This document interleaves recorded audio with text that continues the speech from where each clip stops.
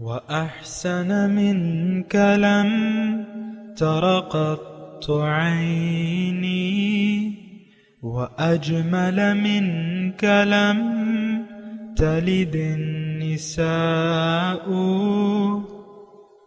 خلقت مبرأ من كل عيب خلقت مبرأ من كل عيب كأنك قد خلقت كما تشاء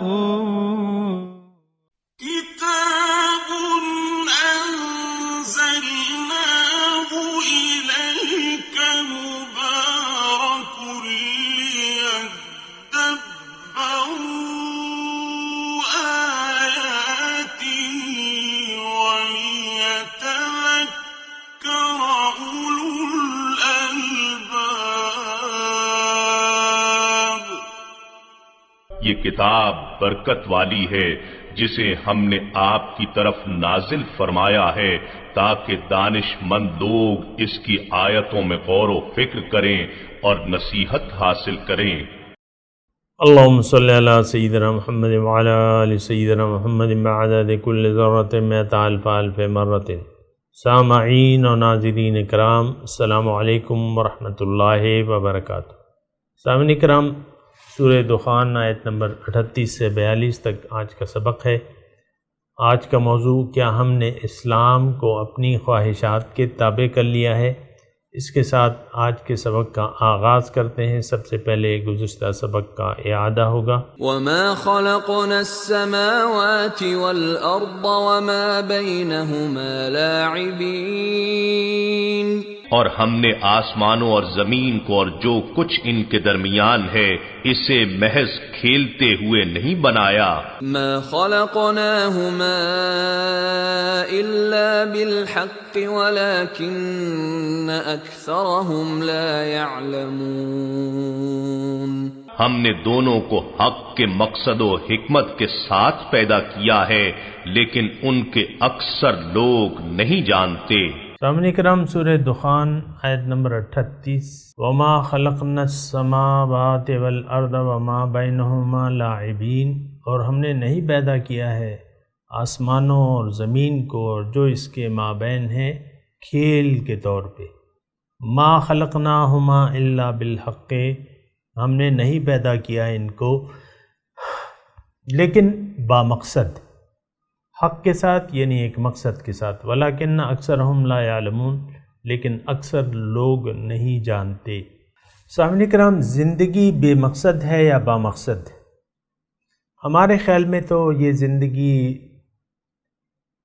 اس زندگی کا مقصد دنیا کے علاوہ کچھ بھی نہیں ہے، لیکن یہ بات غلط ہے، یہ سوچ غلط ہے۔ اس سوچ کو جتنی جلدی بھی ہم بدل لیں تو بہتر ہے اور ہم لوٹ آئیں اپنے رب کی طرف۔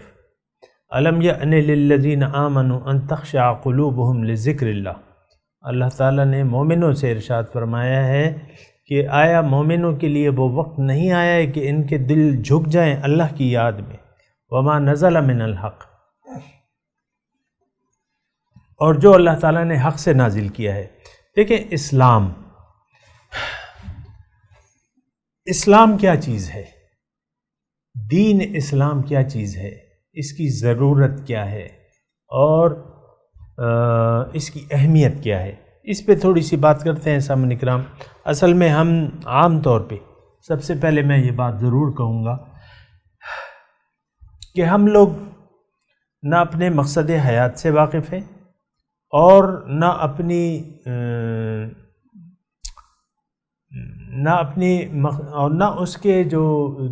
اس کے منزل تک پہنچنے کا جو راستہ ہے وہ بھی ہمیں نہیں معلوم، یعنی جو راستہ ہے، جو طریقہ ہے وہ بھی ہمیں نہیں معلوم۔ بہرحال اس پہ اللہ تعالیٰ کی توفیق سے تھوڑی سی بات کرتا ہوں میں سامعین کرام کہ دیکھیں اسلام ہے کیا چیز۔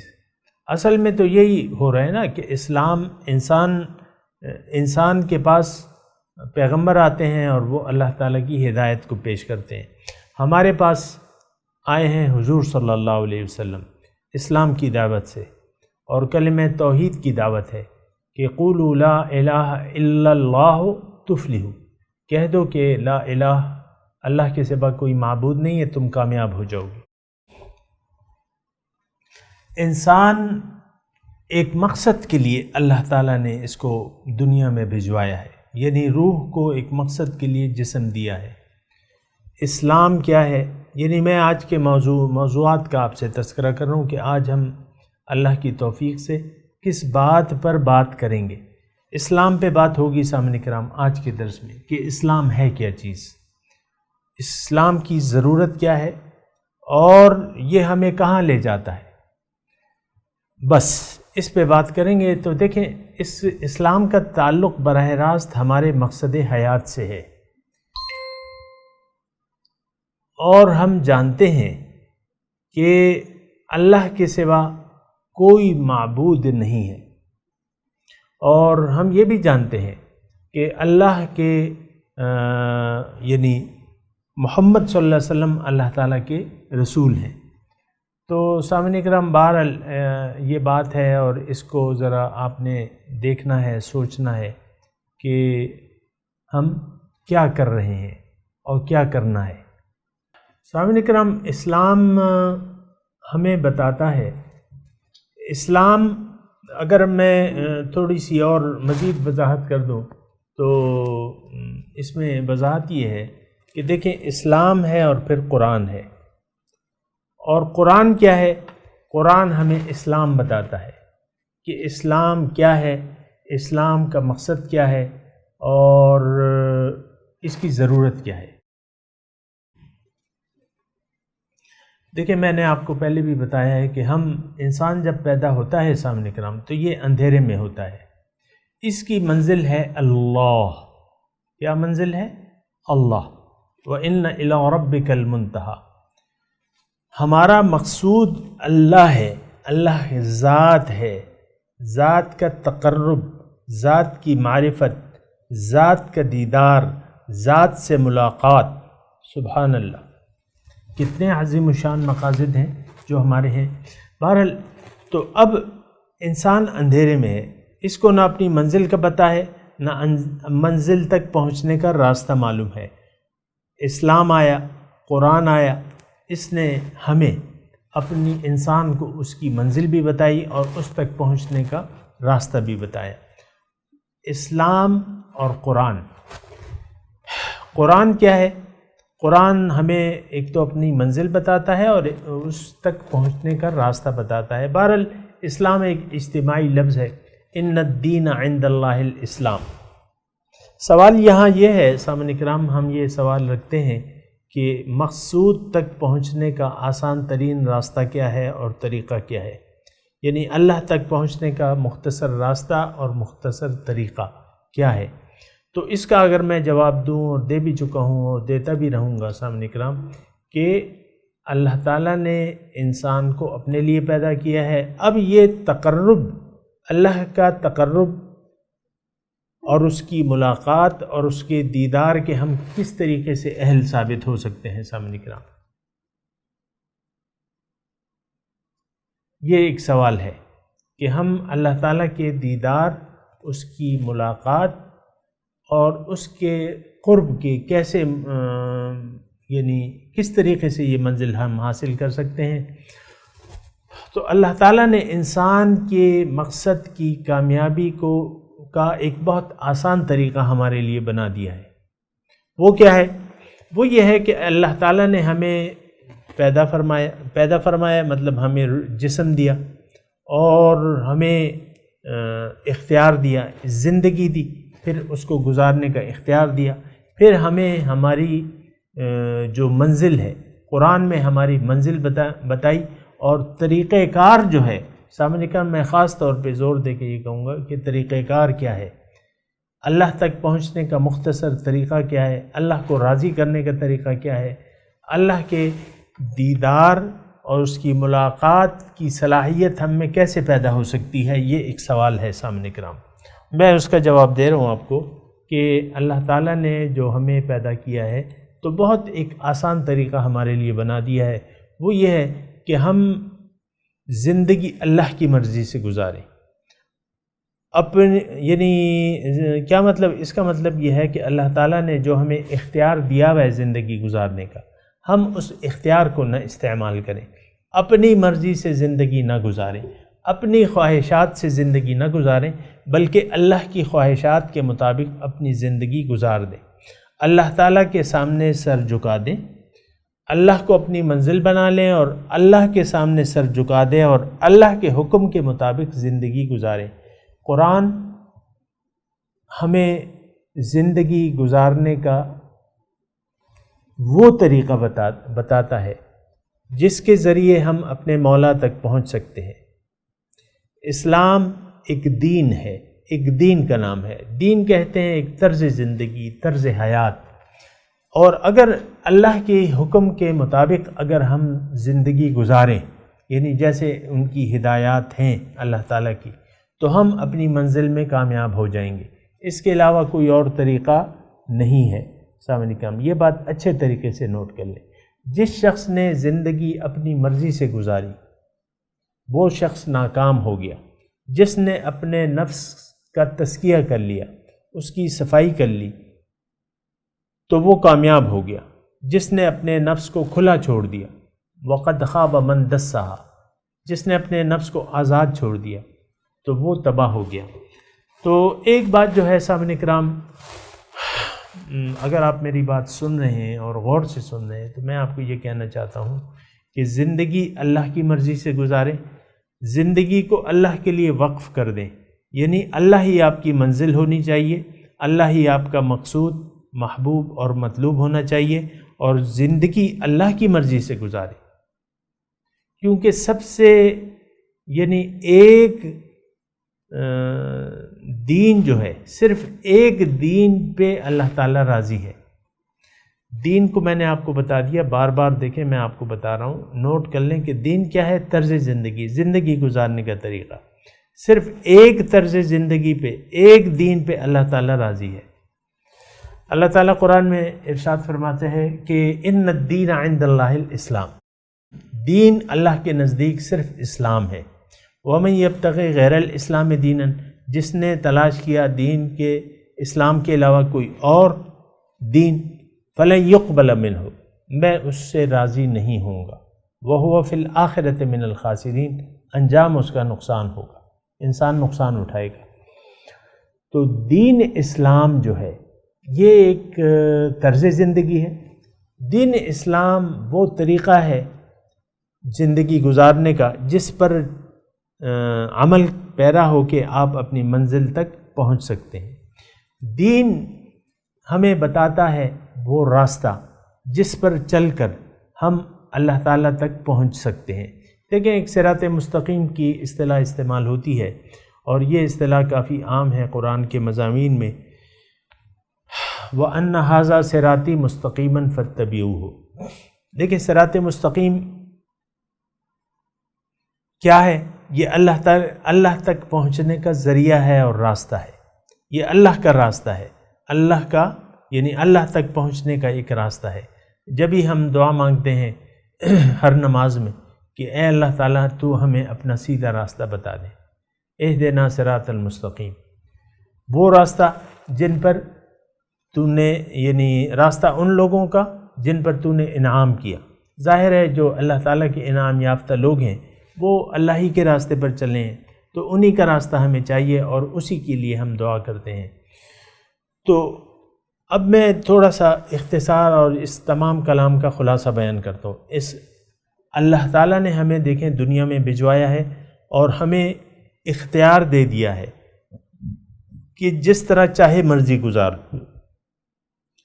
لیکن پھر ہمیں ایک مقبول طرز حیات بھی بتایا ہے، اور ہمیں یہ کہا ہے کہ تم اگر اپنی خواہشات کو نہیں استعمال کرتے، زندگی اپنی اگر مرضی سے نہیں گزارنا چاہتے، تو تم میرے بتائے ہوئے طریقے کے مطابق زندگی گزارو گے تو تم کامیاب ہو جاؤ گے اور اپنی منزل تک پہنچ جاؤ گے۔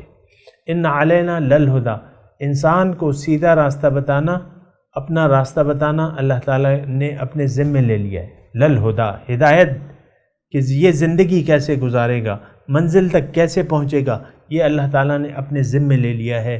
تو قرآن اللہ تعالیٰ نے ہمارے لیے بھجوایا ہے، اس میں دین ہے، اس میں تمام دین ہے۔ اس دین پر عمل کر کے ہمیں حضور صلی اللہ علیہ وسلم نے عملی طور پہ ایک نمونہ بھی پیش کیا ہے، قرآن اور صاحب قرآن، حضور قرآن اور حضور کی اطاعت۔ اور حضور نے فرمایا بھی ہے کہ میں تم سے جا رہا ہوں، لیکن 2 چیزیں تم میں چھوڑ کے جا رہا ہوں، اگر تم نے اس کو مضبوطی سے پکڑ لیا تو کبھی بھی گمراہ نہیں ہوگے۔ تو بہرحال سامعین کرام، یہ ساری باتیں ہیں آپ کے سامنے، بات یعنی میں نے کھول کے رکھ دی ہے۔ اچھا، میں ایک اور طریقے سے یہ بات کرنا چاہتا ہوں، وہ یہ ہے، زندگی اگر آپ اللہ کی مرضی سے گزاریں گے تو آپ کامیاب ہو جائیں گے۔ اگر اپنی خواہشات کی بنا زندگی گزاریں گے تو آپ تباہ و برباد ہو جائیں گے، آپ دوزخی ہو جائیں گے۔ اگر آپ نے زندگی اپنی مرضی سے گزاری، اللہ کے بتائے ہوئے طریقے کے مطابق زندگی نہیں گزاری، تو پھر یہ آپ مجرمین کی فہرست میں چلے جائیں گے، مسلمین کی فہرست میں آپ شامل نہیں ہوں گے۔ مسلم وہ ہے جس نے اپنا سر جھکا دیا ہے اللہ تعالیٰ کے حکم کے سامنے، اس کے احکامات کے سامنے۔ اور دوبارہ میں یہ بات کہہ رہا ہوں سامنے کرام، یعنی میں کہہ رہا ہوں نا، یعنی میری خواہش یہ ہے کہ آپ کو مختصر طور پہ کامیابی اور ناکامی کا طریقہ کار بتا دوں۔ تو زندگی اللہ کی مرضی سے گزارنے میں کامیابی ہے، اپنی مرضی سے زندگی گزارنے میں ناکامی ہے، یہ بات ذرا نوٹ کر لیں۔ اب میں یعنی قرآن سے بھی آپ کو اشارات اس کے دیتا ہوں، اور قرآن تو بالکل واضح ہے اس کے بارے میں۔ وَمَنْ أَضَلُّ مِمَّنِ اتَّبَعَ هَوَاهُ بِغَيْرِ هُدًى مِّنَ اللَّهِ، اور کون ہے زیادہ گمراہ اس شخص سے، وَمَنْ أَضَلُّ، یعنی وہ شخص سب سے زیادہ گمراہ ہے جو اللہ کی ہدایات کو چھوڑ کے اپنی خواہشات کی بنا زندگی گزارتا ہے۔ وَلَا تُطِعْ مَنْ أَغْفَلْنَا قَلْبَهُ عَنْ ذِكْرِنَا وَاتَّبَعَ هَوَاهُ وَكَانَ أَمْرُهُ فُرُطًا، اور آپ اس شخص کا کہنا ہرگز نہ مانیے، وَلَا تُطِعْ مَنْ أَغْفَلْنَا، جس کا دل میری یاد سے غافل ہے، اور یعنی میں اس کی منزل نہیں ہوں، مجھے وہ بھول گیا ہے، دنیا ہی اس کا مقصد اور محبوب اور مقصود ہے، تو اس شخص کا کہنا آپ نے نہیں ماننا، اس کا خیال نہیں رکھنا، اس کا کہنا وَاتَّبَعَ هَوَاهُ،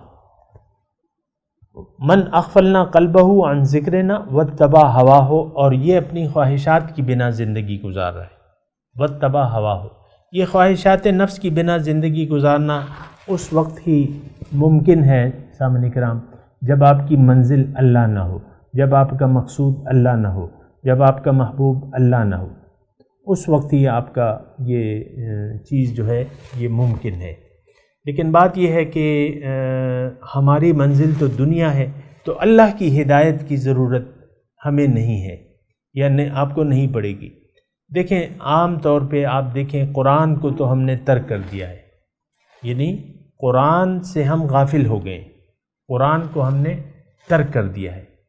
تو اگر یہ بات ہے تو پھر یہ ہے کہ ہم لوگ گمراہ ہو چکے ہیں، اور پھر گمراہی جو ہے ہمارا مقدر بن چکی ہے۔ ایسی بات نہیں ہونی چاہیے۔ اللہ کو اپنی منزل بنا کے، اللہ کے حکم کے سامنے سر جھکا کے، حضور صلی اللہ علیہ وسلم کے احکامات کی روشنی میں اور ان کے طریقوں کی روشنی میں ہم نے اپنی زندگی گزر بسر کرنی ہے، تب ہم کامیاب ہو جائیں گے۔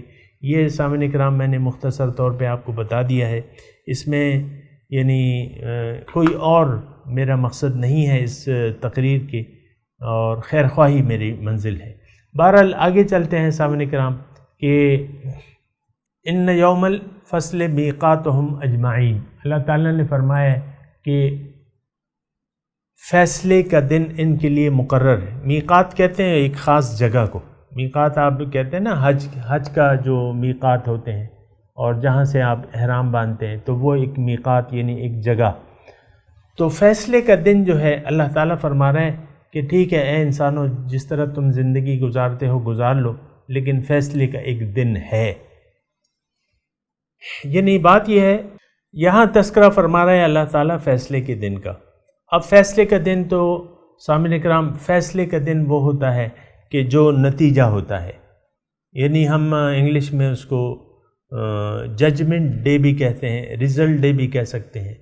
یعنی ریزلٹ جو ہے دنیا میں نتیجہ نہیں ہے، جزوی طور پہ نتائج تو آپ کے سامنے آتے ہیں سامعین کرام، دنیا میں جس طریقے سے بھی آپ زندگی گزارتے ہیں، اچھے یا برے نتائج آپ کے سامنے تو آتے ہیں جزوی طور پہ، لیکن جو حقیقی اور بڑے فیصلے کا دن ہے وہ ہے روز قیامت۔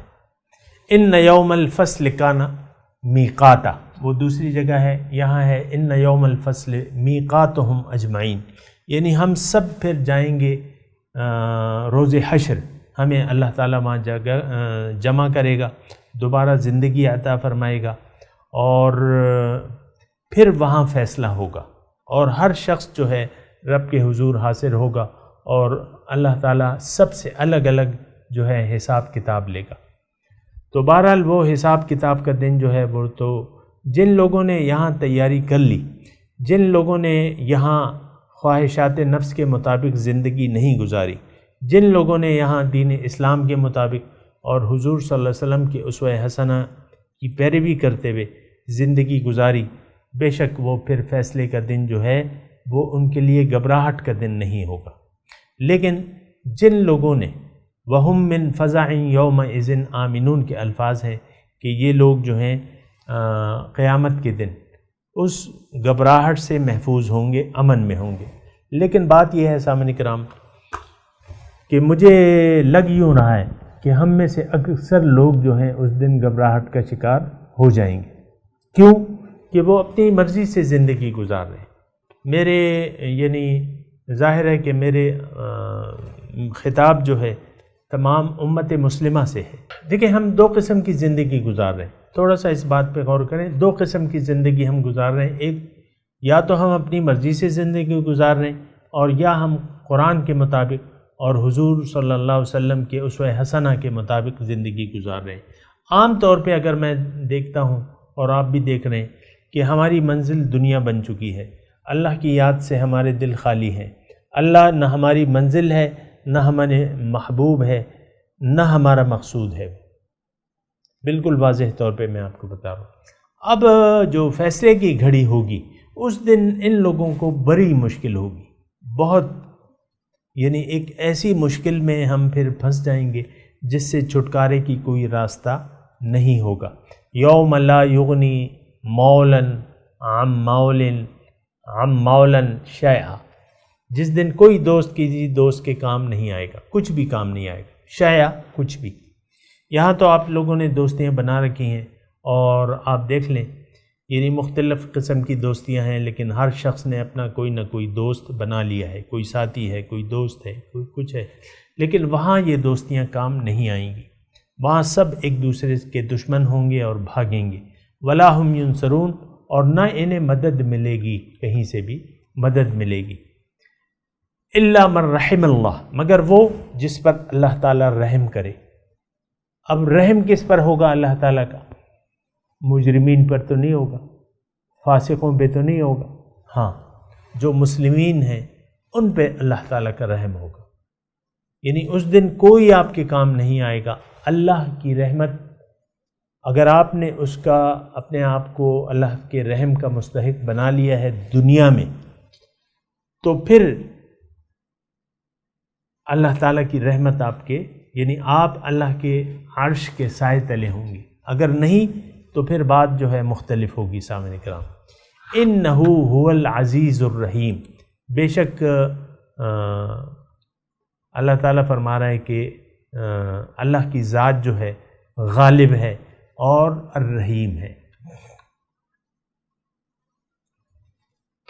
ان شجرۃ الزقوم طعام الاسیم، بہرحال یہ عزیز الرحیم پہ میں آپ کو بات کر رہا تھا کہ اس میں میں آپ کو بتاتا رہتا ہوں العزیز غالب بمثل غالب، اور الرحیم کا مطلب یہ ہے کہ اللہ کی رحمت لیکن مخصوص لوگوں پہ، جو اپنے آپ کو اس کا اہل قرار دے دے، جو اپنے اللہ کے رحمت کے اپنے آپ کو مستحق بنا لیں، ان پہ خصوصی رحمتیں ہوں گی، اور باقی جو رہ گئے گناہگار ان کی خوراک کا یہاں تذکرہ ہو رہا ہے سامنے کی طرف۔ ان شجرۃ الزقوم طعام الاثیم، بے شک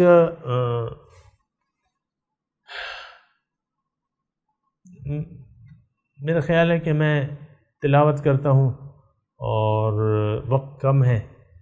اعوذ باللہ من الشیطان الرجیم، بسم اللہ الرحمن الرحیم، وما خلقنا السماوات والارض وما بینہما لاعبین، ما خلقناہما الا بالحق ولکن اکثرہم لا یعلمون۔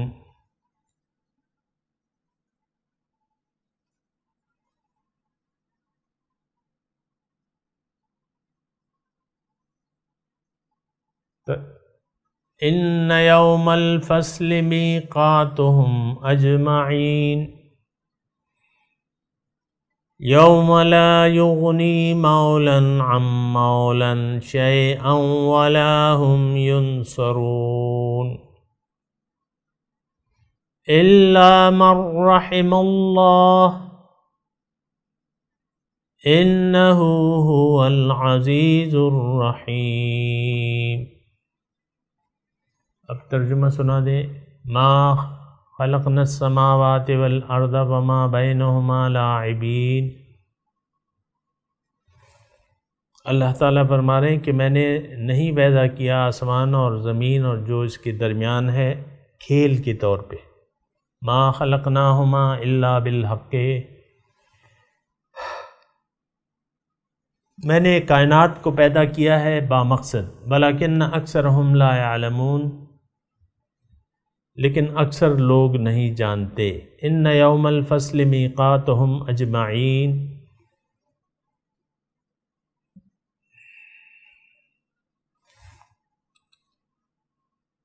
بے شک فیصلے کا دن ان سب کے لیے مقرر ہو چکا ہے۔